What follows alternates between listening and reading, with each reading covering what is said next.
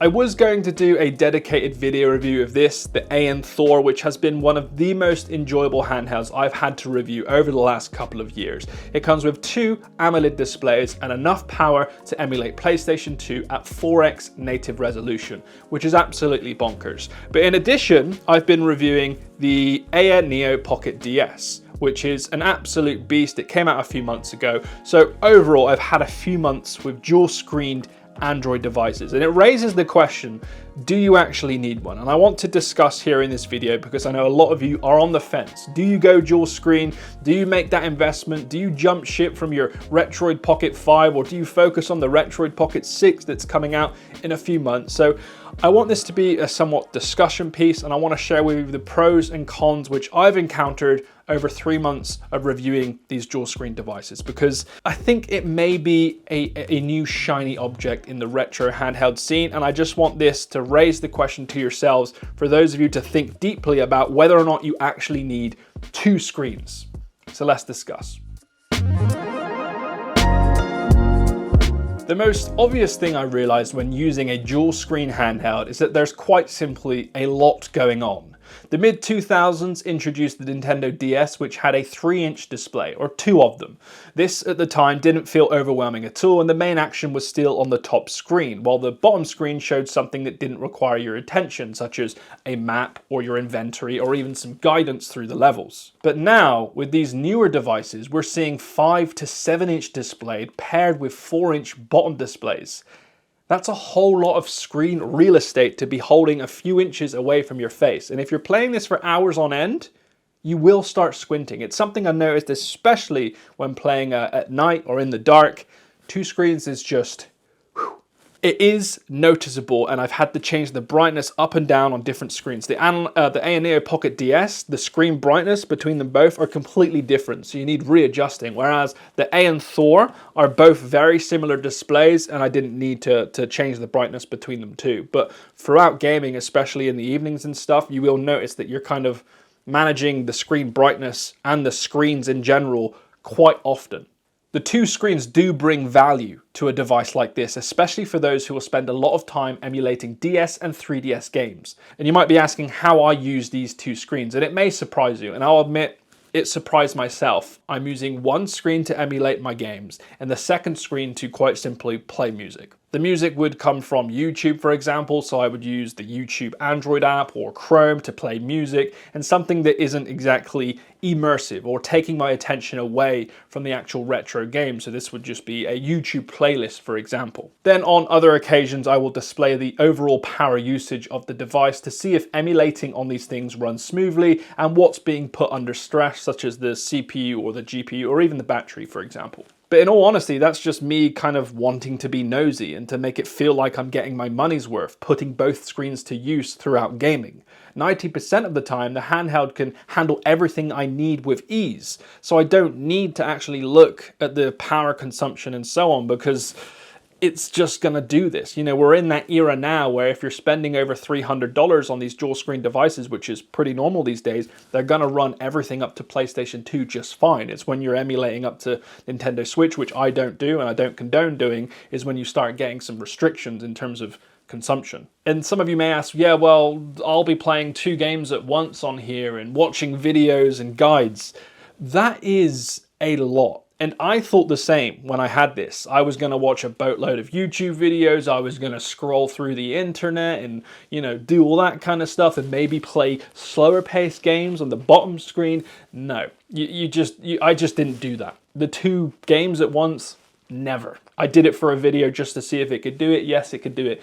Kaboom. And then with the whole YouTube videos playing, that wasn't me either. I could understand and have done it with some guides. If I need some guidance, I'll watch a video or I'll read on the second screen, which is fair enough, but I didn't find myself doing that often. It was lovely to do so and quite magical at the time when I was doing it, but that was like maybe once or twice in the entire time I've been reviewing these things. And it may be obvious, but because there's 2 screens on this thing, you will have to take into consideration the amount that the second screen actually drains from the battery. So much so that it's the first time in a long time that I've reviewed $150 plus retro handhelds and have had to subconsciously keep an eye on battery life when I am out. And as I mentioned before, I've had to now somehow manage this device, which isn't something I've had to do on other devices in this price range. And that's because there's about a 15 to 20% battery drainage on the second screen. So you'll get to, halfway throughout the day, you'll notice you're at 40% and you've got a few more hours gaming to get you home, for example, on the train. And you will go, will that get there if I'm using two screens? Maybe I have to turn off the bottom screen, maybe turn off the LEDs and so on. And that's not what I want from a device. And usually the devices that I pick up on the go are small, reliable. I know they'll get me through the day and battery life is good. So for those of you wanting like an all-day handheld and you really want to put the two screens to the test, you will notice some kickback in terms of what the battery can do for you. So I just wanted to note that. And a lot of people that read our written article about this said, but what else am I going to do for DS and 3DS emulation? Which is absolutely a great comment, and I agree. If you do want a 3DS or DS handheld, you have to go for dual screen. And the AN4 will do that magnificently in 3DS at 4x native resolution. However, what really gets me going is when media and influencers say, yes, this can run 3DS emulation easily. At this moment in time, 3DS emulation is in an era where it's still a little bit buggy, it's in early development, it's still growing with demand, and all of these new dual screen devices that have come into fruition are putting stress on the developers to grow this into a reliable, stress-free emulator on Android. So when testing, I had to download certain applications outside of the Play Store, such as Citra MMJ, and the one that I got most performance from is Azahar. But Azahar was a ball ache. And I like to review these things as someone that's kind of an average consumer. And I know a lot of you watching this are avid enthusiasts of retro handhelds, so you find it easy. But if I was gifting this to a friend or someone that loves a 3DS and wants to try emulators, they would not get that far, in all honesty. It's a ball ache. Azahar I had to download on a random website. I then had to decrypt all of my emulators into a certain file, and then I had to rename the file extensions to something like CCI to get them to work. And even then, some applications and some ROM files just didn't work. And even if they did work, there'll be some bugs and stuttering and audio issues inside of them. So I would say personally that 3DS emulation is like 75% there, and it's not yet fluid, it's not yet simple, and even when it gets there, there's still that ball ache of having to set it up, and that pushes away average consumers or gaming enthusiasts that love the 3DS but don't understand emulators.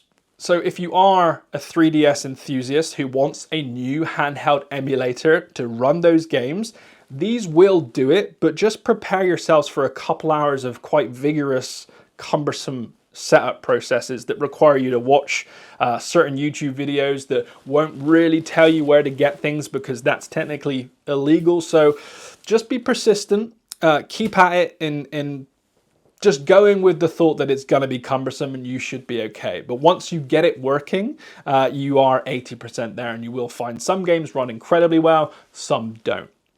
And because there are more screens and more tech, it's obviously going to be more expensive. It's the new shiny object in the handheld scene, so having a real think about whether or not you really need a second screen could save you hundreds of bucks in the long run. There's a lot of us that are still with the Retroid Pocket 5, for example, or the Flip 2, or some of Anbernic's stronger devices that are wanting to make the jump to something like this, and it is a lot of money. Like, this starts at 300 bucks. Pulling closer to 350 if you introduce all the shipping fees and import taxes. And the Aya Neo Pocket DS, that's closing on the $500 mark. I know the Anbernic RGDS is going to start around the $100 mark, which is great, but 3DS emulation might not be as good of that. I don't know. So these are moving into the mid-range to high-end pricing category when it comes to retro handheld. So I really want you to consider whether or not you actually need dual screen devices. Are you willing to take the extra bulk, the extra weight?